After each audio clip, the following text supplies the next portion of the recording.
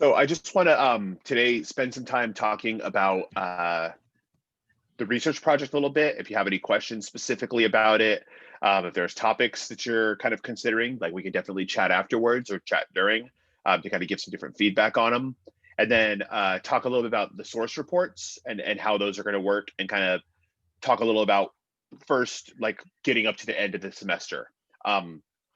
So we're getting there, right? Like we're at week 14 this week. This is the week before Thanksgiving break. So technically next week, we have Monday and Tuesday we have school. And then the break is technically on Wednesday, Thursday, Friday, right? But I just figured what I'll do is I'm gonna post this week. I'll post the module for next week, right? And then the module for next week will only be, the only thing that's going to be due is your essay. And then you can turn in your essay number 3, right? The due date for that is that Tuesday. So this way you can, if you want to turn it in earlier, right? If you want to have it done this week, then for my class, you'll have all of Thanksgiving week off.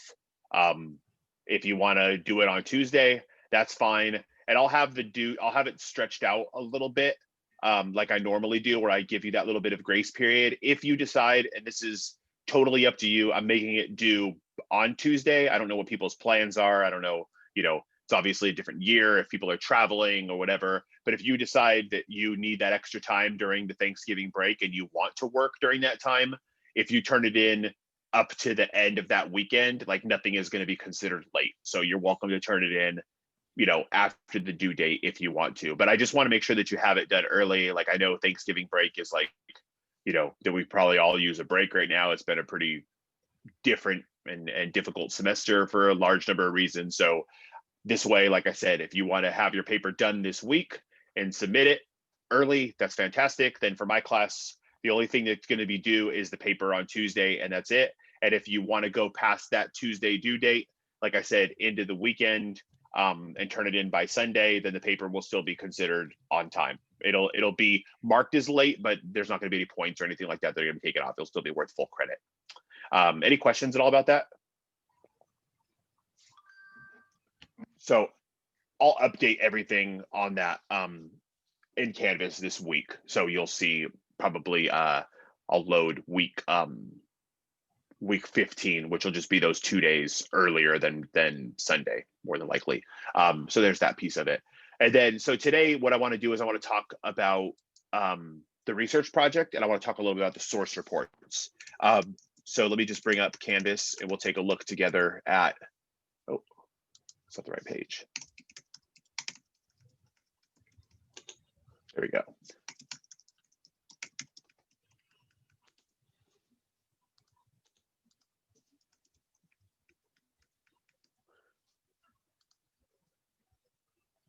Okay. So what we're going to do first is, I guess, first of all, does anyone have any questions about the research project in general before we start talking about the source reports in a little bit more detail?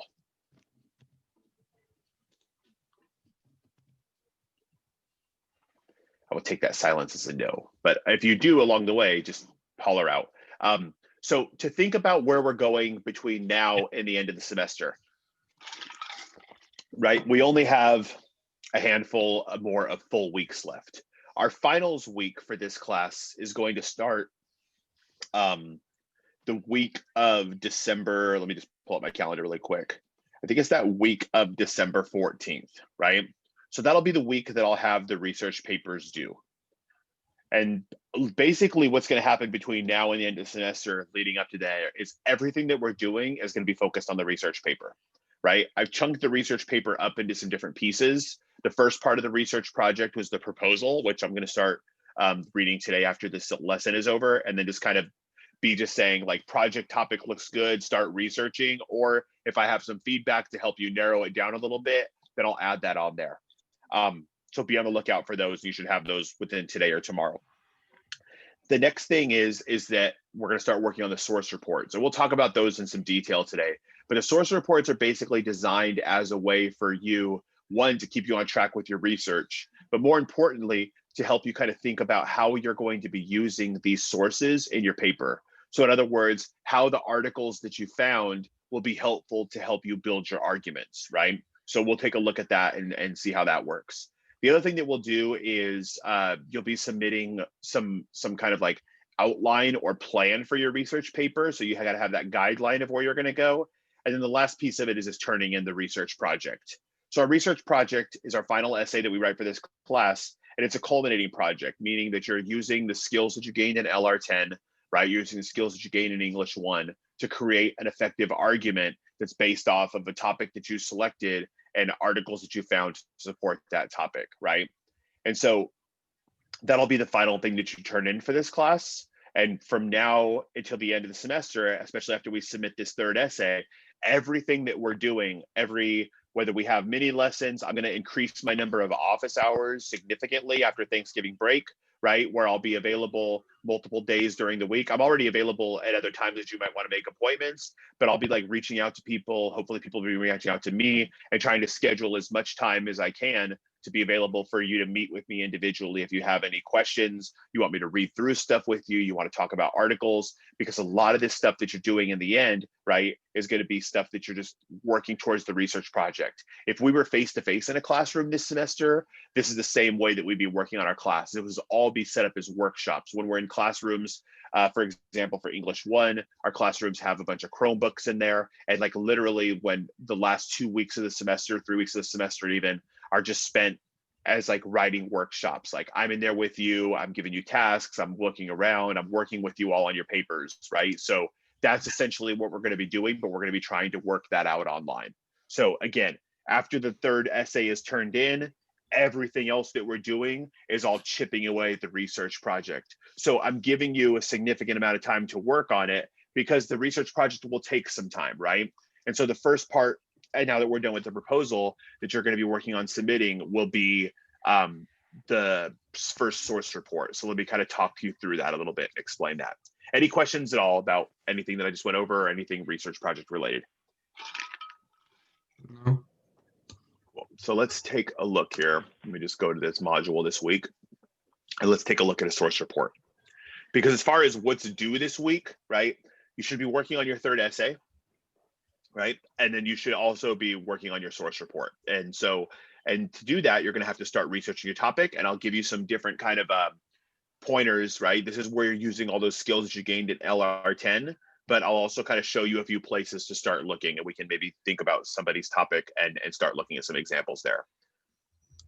So what are source reports? And let me put this into, this is easy enough to be able to look at and be able to read, right? So the goal of the source report is to be able to give you an opportunity to explain and evaluate the source that you've selected, right, that you're going to be including in your research project, and analyze how you're going to be using this source in your paper, right? And I included a sample, and you're going to see that it's really not that much work.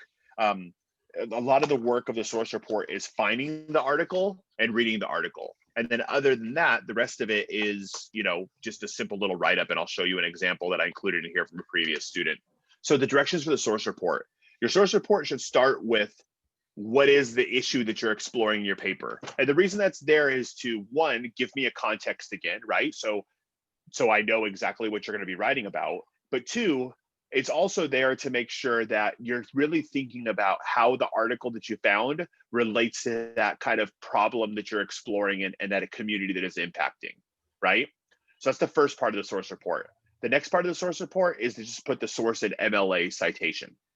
That's super simple, especially utilizing the databases, right? When you utilize the databases, and you should all saw that in LR10, and we'll look at an example of that today, you can automatically generate the source in MLA format, right? Like you could just click like cite this source or give source citation, and then literally copy and paste it over into your paper so you have it for your works cited page. So that's no problem at all, right? Like you can just copy that over. The next thing is that you want to think about justifying or kind of proving the credibility of the source, right? And so one of the things that you learn about in LR10 is that idea of like that CRAP test, right? That acronym of being able to utilize kind of a set of criterion or a set of guidelines to say like, is this source credible or not? And one of the things is when we're using the library databases, right? Of course, if any you're using like a peer-reviewed journal or something like that, your sources are going to be credible just because of what a peer-reviewed journal is, right? Meaning that like an article was published, the people who are experts in the field had reviewed the article and they had kind of given it the green light in order for it to be able to make that journal. So that's going to be, pretty easy to be able to say like this source is credible and it works well and here's why, right? But I'll show you an example of that in just a second. The next part of it that's really important is you want to make sure that you're summarizing. And your summary doesn't have to be too long. It can be done in, a few sentences. Like the one that I'm showing you an example of is pretty short. But the idea is that you're just kind of explaining, here's what it's about, right? Think about like the same way that I would read, a description of a movie on Netflix or something like that. It's just breaking down like in a nutshell, here's what it's about. Or I flip over the back of a book and I read the summary of the book. For this, please do not copy the abstract, meaning whenever you look up an article, like in a database, it gives you an abstract most of the time, if not all the time, right? And that abstract is simply like, here's what this piece is about. Like, that's not your writing. And it also doesn't really help you think about what the article is about and process that to help you with your paper. So don't copy the abstract or don't copy and paste a section of the article and be like, here's what it's about. Instead, just put it into your own words, right? And it doesn't have to be that much writing. It's just like, here's what this thing is about. This is really important for this paper because, in other contexts, we always pretend that we're writing for a target audience who has not read the same things that we have. But everything that you've read this semester, I've read with you, right? However, your research projects, you're going to be researching things that are significantly different than the things that I've read, right? A lot of these things I've never read before.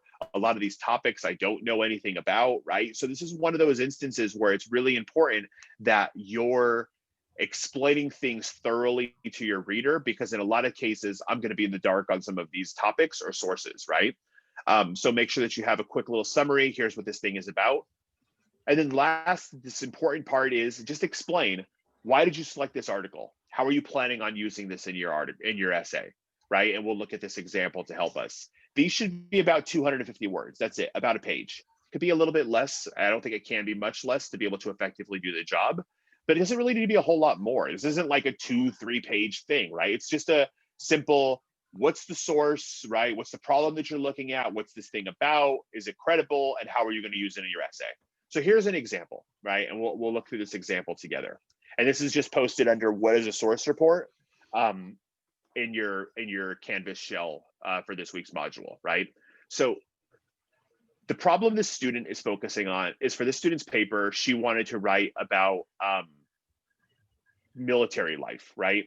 Specifically, like, this is a perfect example about being able to use your experiences or something that's important to you or a life that you live or something like that as inspiration for what you're going to be researching. So for this woman in my class, like, her parents were in the military, her husband is in the Air Force, and she has moved from state to state, kind of following her husband's career in the Air Force. And so she decided that she wanted to write about that experience and how it could impact family members of those who were enlisted, right?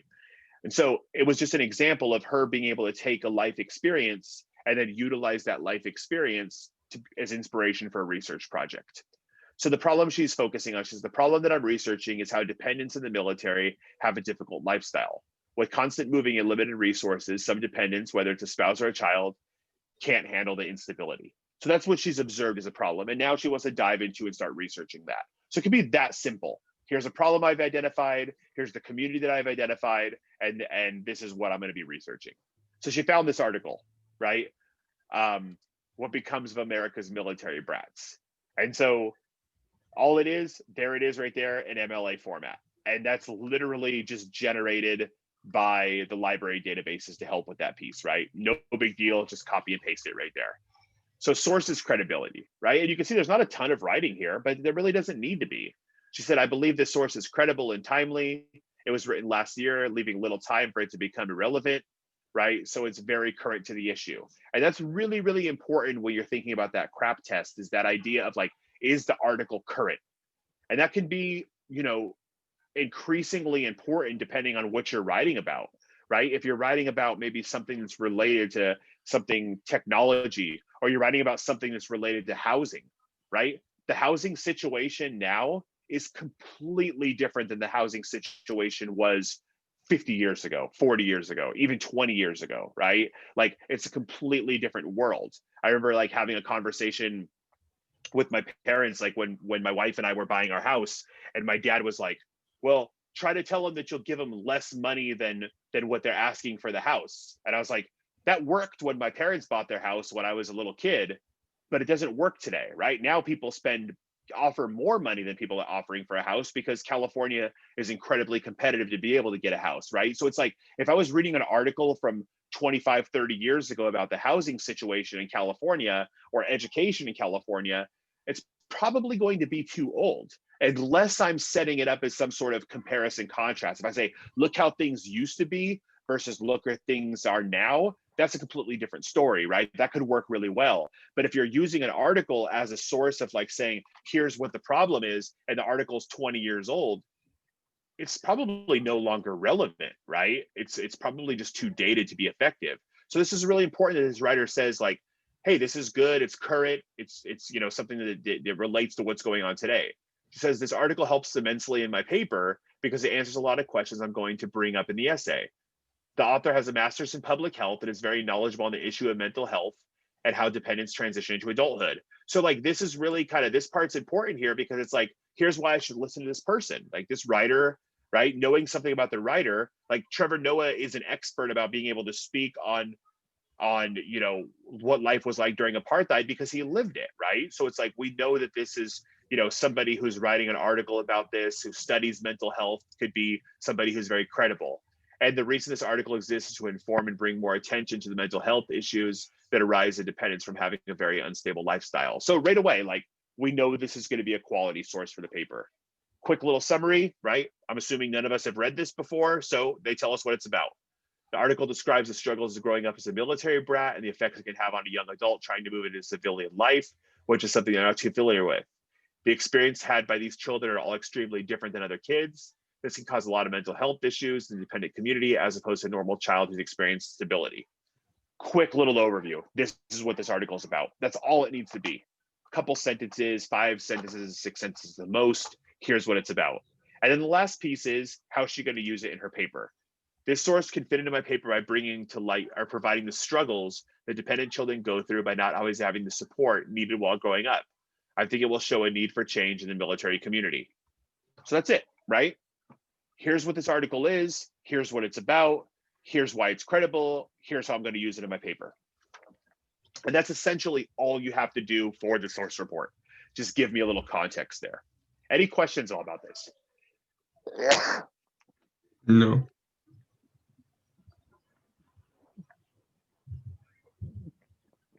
So again, it's pretty straightforward, right? The bulk of the work that goes into putting together the source report is finding the article and reading the article, right? Once that's done, then it's just simply, here's the problem I'm researching, here's the article, here's how it's credible, here's what it's about, and here's how I'm going to use this thing in my paper. That's it. Any questions at all? No, it seems pretty straightforward.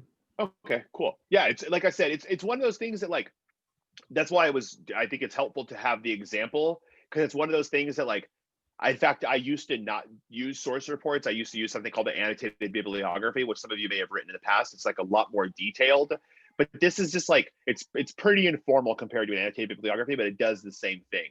And it's also really helpful because as you're going along and doing this, now when you write your research paper and you do your works cited page, you literally just grab this guy right here, copy and paste, plop this in there, and boom, there's one entry for your works cited page, right? So it's like, this is helpful because it helps you think about like your research project is a bit of a marathon project, right? It's not a semester long project or anything like that, but it's a multiple week project, right? It's a 4 weeks or so project. And so if we think about that idea of like chunking, right? Like little things at a time, little pieces at a time. And if you think about that whole task as this giant overwhelming thing, right? Like that can be really, really big and really, really overwhelming.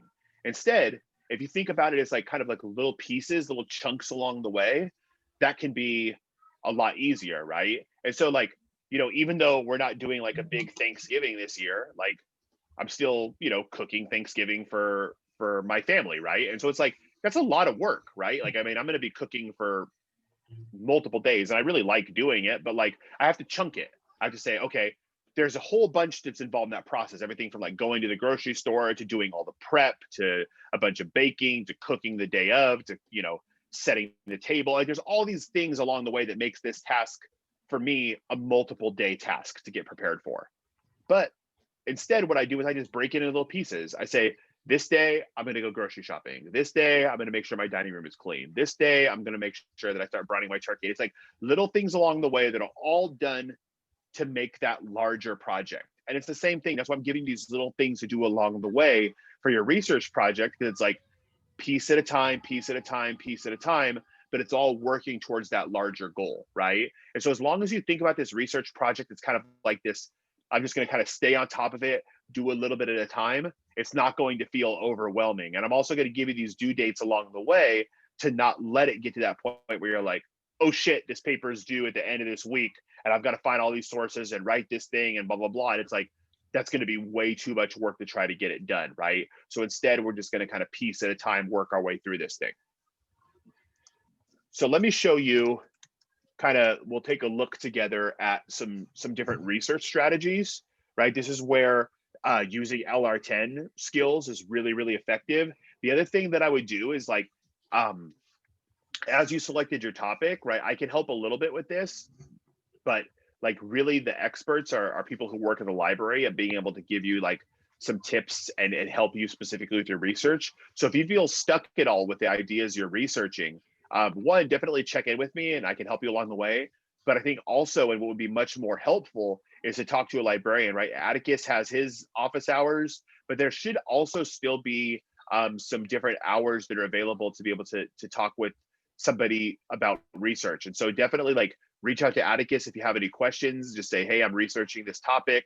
Do you have any pointers or help me find articles? And that would be like a really, really helpful resource because that's his area of expertise, right? I can also help you depending on what your topic is. I know some people are writing about like things related to education, right? Like that's what I studied. So I have a lot of different resources that I can help direct you towards. And then I'm totally happy to meet with you on Zoom and go over some strategies on how to research. But let's take a look now and kind of look at some of the library databases together. And then we can talk about some different kind of places that we can go and start diving in.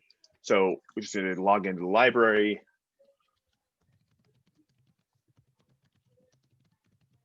We're just going to pop into our virtual library. And then we can take a look at the databases, right? And we could go to wherever we want to start. We can start with OneSearch. We can look at all the different databases, research guides, right? Does anyone have an idea yet of what topic they're thinking of focusing on that we might want to look at together?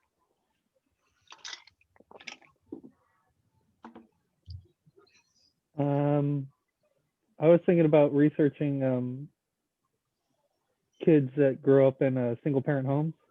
Okay, cool.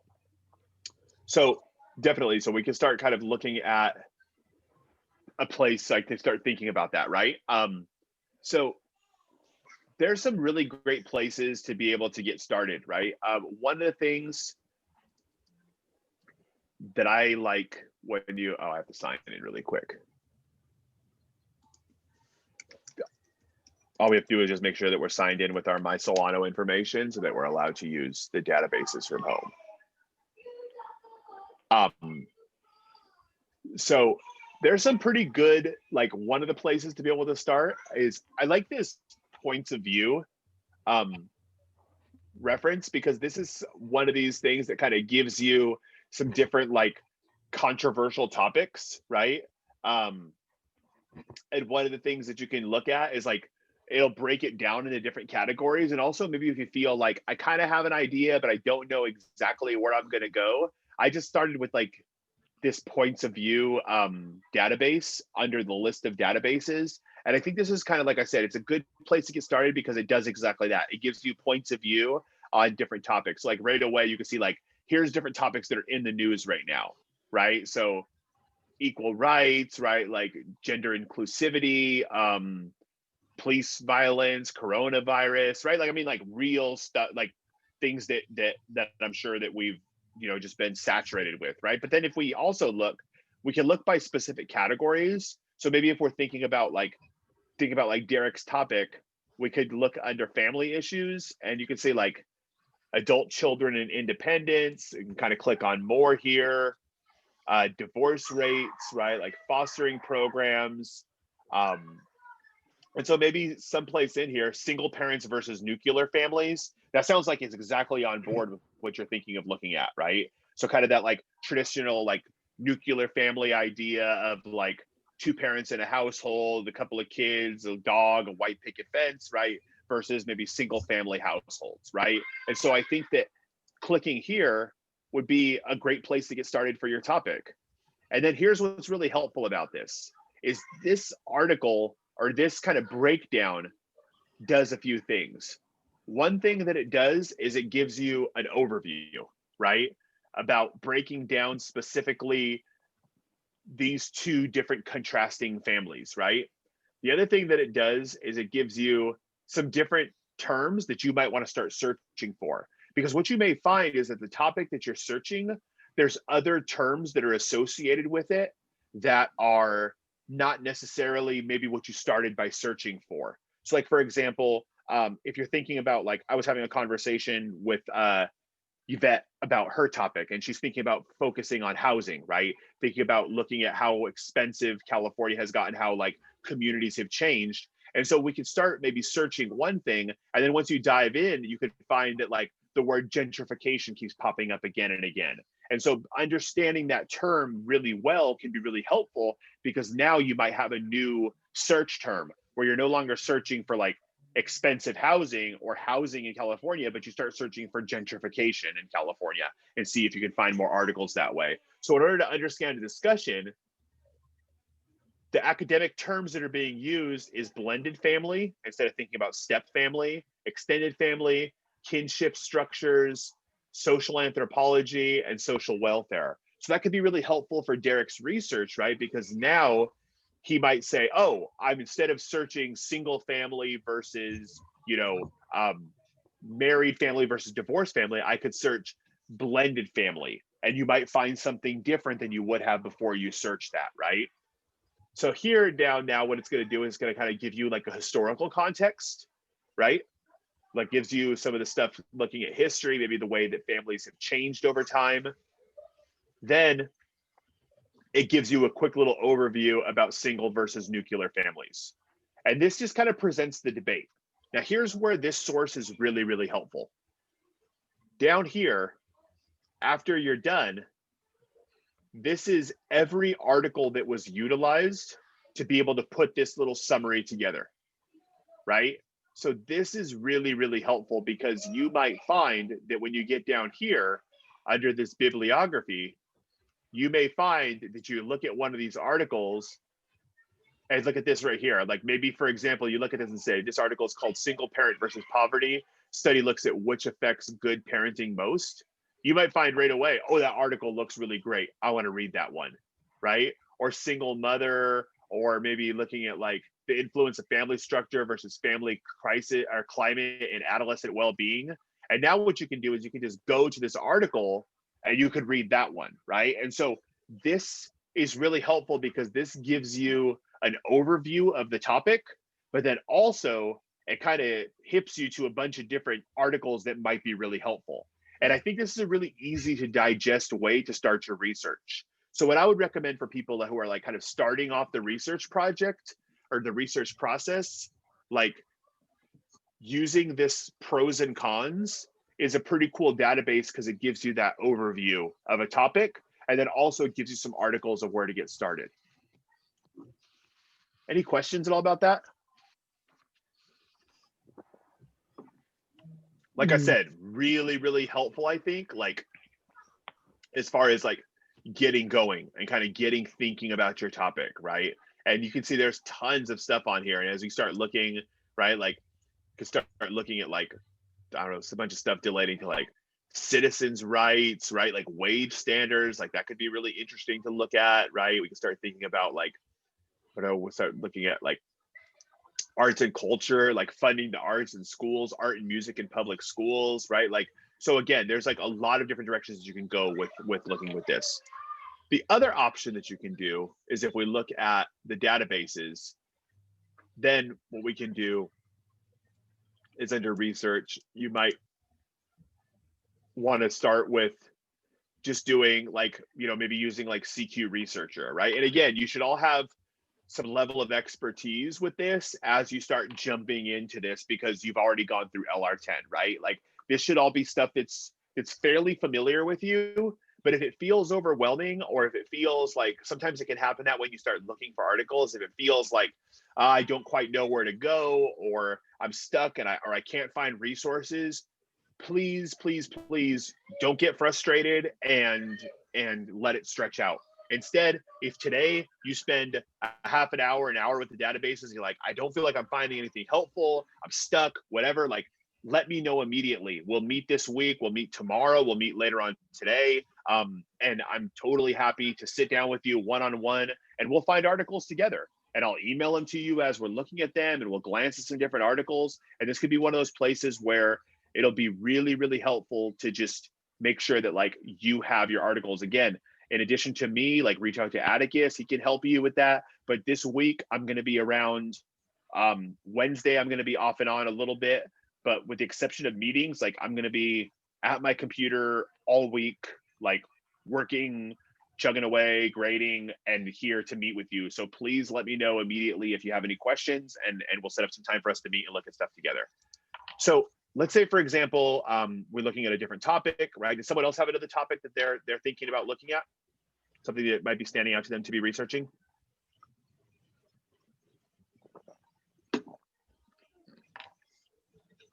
Yeah. Still kind of thinking about one? Yeah. So let's just do a search really quick for single families, right? And then we'll also maybe add, or we could try parenting, right? And kind of see what we find. So sometimes you can see that if we start searching and we put in just like a really general word, right? Like something like parenting under CQ Researcher, that we might not get exactly what we're searching for, right? Like you can see, like, I mean, it's gone through everything from like abortion to sexually transmitted disease to, you know, bullying, things like that. But maybe something like the future of marriage could be helpful for Derek's topic, right? And this is where you just kind of start digging, right? Maybe it is, maybe it's not. The other thing that you can do is that maybe you can start searching topics, and then within those topics on CQ Researcher, you can start diving in and looking around and seeing if there's something that stands out to relate to your issue, right? But all it is it's kind of just like digging around, right? And right away, like the thing that's really important is like, so like, let's say, for example, just out of curiosity, if I go and I look at this future of marriage, because I don't think it's going to work that well, but it might, right? If I start looking around, like right away, if I see that this is one of those things that doesn't look like it's going to be helpful, here's what's really important is don't feel that you have to read all of this stuff. If you start looking at an article and you're like, oh, this article doesn't really seem like it's going to be worthwhile, dump it. All you're doing is you're kind of just skimming around, right? It's almost like you're channel surfing in a way, right? Like you don't have to, like, if you turn on TV and a TV show starts and it's like, or a movie starts, you're like, this is terrible. Sometimes it's fun to watch like a really bad movie and then they're almost like become guilty pleasures and we really like them. But other times you would just see like, this is a waste of my time, I'm just going to change the channel. The same thing is going to happen with your researching. Is that you might find a source and you might say like, this is just not really what I'm looking for, move on. Don't spend any more time reading the article. Like, don't waste your time, right? Glossing is a super duper valuable skill. Just like we gloss, you know, when we're cruising social media, we gloss when we're flipping through the channels on TV.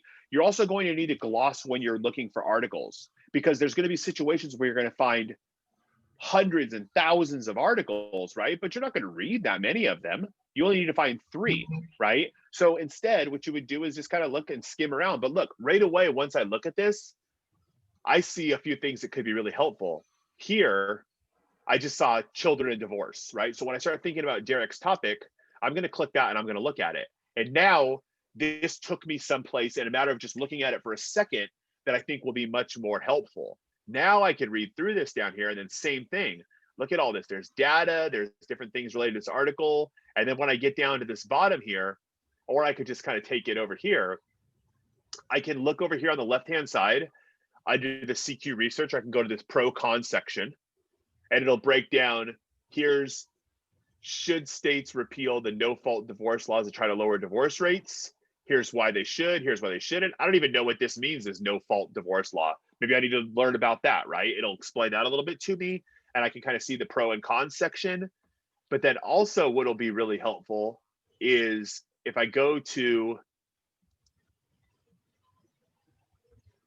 this section here, this footnote section, this will also be able to take me to be able to look at some of these articles. So help provide the youngsters in divorce cases. I could click this and it could take me and I could read and look at these different articles, right? So this is again, super duper helpful because when I'm looking through this kind of breakdown of children and divorce, it gives me a context for the topic that I'm researching. But then also what it does is if I scroll down to the bottom, it gives me a ton of different resources and places that I can go and different things that I can read, right? That the person used when they're putting this database together on this specific issue, right? So here's the bibliography. I click there. There's all the different articles that this person used. And there's a study the person used, effect on divorce in America, right? Like, so right away, I have potentially, I don't know, 10 or 15 articles that I might want to use a few of them in a matter of 10 minutes of researching, right? So that's kind of the step that you want to start going through. And then again, you can just, there's that example like that we learned about in LR10, cite now. You can email these articles to yourselves. You can read them right there. It might be helpful to email them to yourself. And if you have, it's easy for you to print at home, you might want to print them so you can kind of do a lot of those critical reading strategies that we worked on, right? Like making your annotations, asking your questions, and thinking about how you're going to put them together for the source report. Any questions at all about this researching piece? No. No, I think Like this has explained it pretty well. Cool. So I'm available. I'm here today. I have an office hour that runs until 11:30. So I'm just going to stay in this Zoom. And then I'm also available. I have a meeting today from 3 to 5, but I can be available. Like if you want to give me a call or email me or shoot me a text, something like that, and schedule a time for us to meet if you want to look at your topic together and kind of start diving around and see if we can find some sources. And then, like I said, the big thing is like this week, with the exception of Wednesday, where I'll be kind of on and off a little bit, I'll be around all week, right? So just let me know. I'm totally happy to meet with all of you to start talking about the research project, to answer any specific questions that you guys have, to sit down and research with each other, right? We could spend 20 minutes, half hour, however much time you need, like looking at your topic specifically, diving into your topic specifically, and digging around looking for resources. The last piece is that fourth source. I left the fourth source open for whatever you want it to be, right? I think, like, for example, you're more than welcome to make it another database article, but sometimes those can only provide a certain piece of the puzzle, right? I really love, like, when we're in class face-to-face, I use a lot of documentaries in my classes. Like I try to use at least like 2 documentaries per class, because I think that they add, going back to that idea and talking about like how arguments are rhetorically built, they could add a lot of pathos to an issue, right? Like to be able to see something and to be able to connect to that emotion is really, really powerful, right? It's one thing to read an article about something like, increasing cost of housing or the effects of the divorce can have on children. It's another thing to like see somebody who's going through one of those experiences and how that actually affects them. So I think it can, like, using something like a documentary or maybe a podcast or an interview or something like that can be really helpful to add another layer to your paper and another depth of understanding of the topic.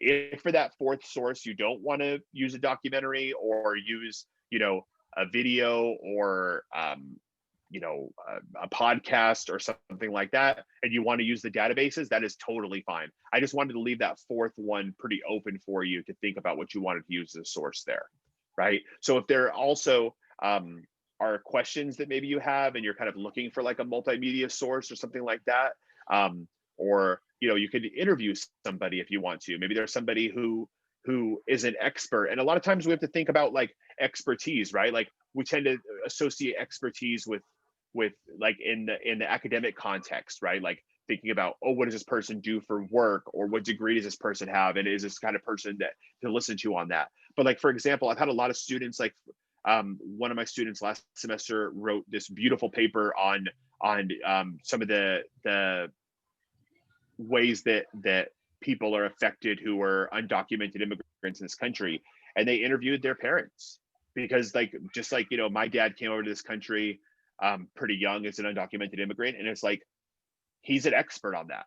Like, I'm not going to read an article about that and expect to be able to learn something by somebody who studied it more than I am somebody who's experienced it, right? So yeah, the article can be helpful because it can provide me with a lot of the maybe the research and a lot of the kind of the data or impact that studies have shown. But also, like, if there's somebody in your family who knows about this, right? If there's somebody who in your family who's lived through this, just talking with them and kind of giving some different feedback in your paper about the conversation you had with them, that could be your fourth source, right? So that could be a tremendous way of being able to tap into a really valuable resource that you have maybe at your fingertips. Maybe somebody within your family, like if you're writing a paper about, or a friend, right? If you're writing a paper about like focusing on things like police brutality, maybe somebody who's a police officer and you want to talk to them a little bit about how like their life has been impacted, or what their perception is on an issue, or maybe things that are changing at their jobs, right? If you're writing about education, maybe you can talk about like, maybe you have a family member who's a teacher, or message an old teacher, or talk to somebody who may know something about that, right? Like, we also have a lot of resources on campus, people who I've had friends, like, for example, one of my friends is, works in STEM, right? She teaches, but she also does some work outside of the classroom. And one of my students was wanting to write a paper identifying the problem. There's not a lot of women in STEM careers, right? Not a lot of, like, an underrepresentation of women working in like science and technology and engineering and mathematics. And so she wanted to write her paper about that. So I gave her one of my friend's emails, and she ended up connecting her with another one of her friends who works as an analyst for Uber. And it was like this amazing resource that she was able to have an interview with this woman who works in like a really high position at a pretty high profile company, and talk to her all about what it's like working in the STEM field as a woman, and some of the problems that she faces, and some of the different situations that she's in. And it added this tremendous layer of complexity to her paper. So if that's something that's kind of interesting to you, like, or you maybe want to think about who you could research or who you could talk to, like, talk to me, and I might be able to, not always, but I might be able to find somebody that I can help plug you into as a potential resource for your paper. Any questions before we're done today?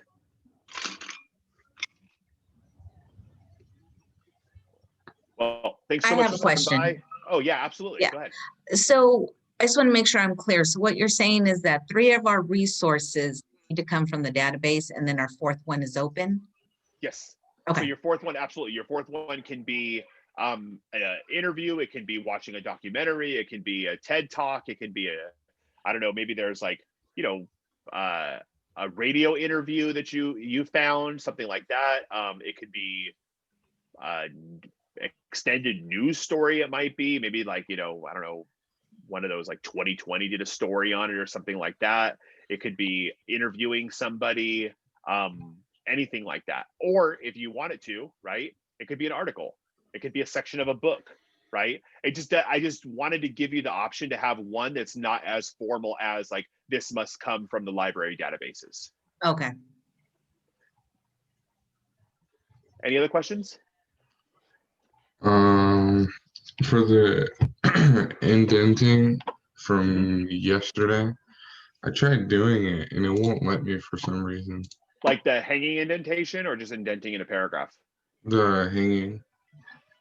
Yeah, sometimes for some reason, like when you, especially when you copy and paste stuff, like it has a little bit of an issue. I mean, one of the things you can always do is just like when you get to the second line, like try hitting the space bar over, or you can also use your margins depending on which kind of, you can bring the margin in on the little margin tool, but just give it a shot. The other thing you can try is like if you YouTube, just because I could show you on my computer, but I don't know if my word processor is the same as yours. Because I mean, I could show you on Docs when if you want, we can meet outside of here and I can show you on Docs, or I could also, like, I think YouTube is probably the best little tutorial to do it, because then you could just YouTube like whatever your specific word processor is. So like, for example, like I use Pages on my Mac, but then on my work computer, I have like some old copy of Word. So I would just like look up Word and then whatever the version of Word is I have, and then just like Google like, you know, Word 2019 hanging indentations, and it'll show you exactly how to do it. Okay. Thank you. All right, of course. We'll be getting that to you today. Sounds good. All right, well, thanks for stopping by, everybody. And then if you want to hang out and or come back in, I'll be here until 11:30 if you have any specific questions. Thank you. Of course.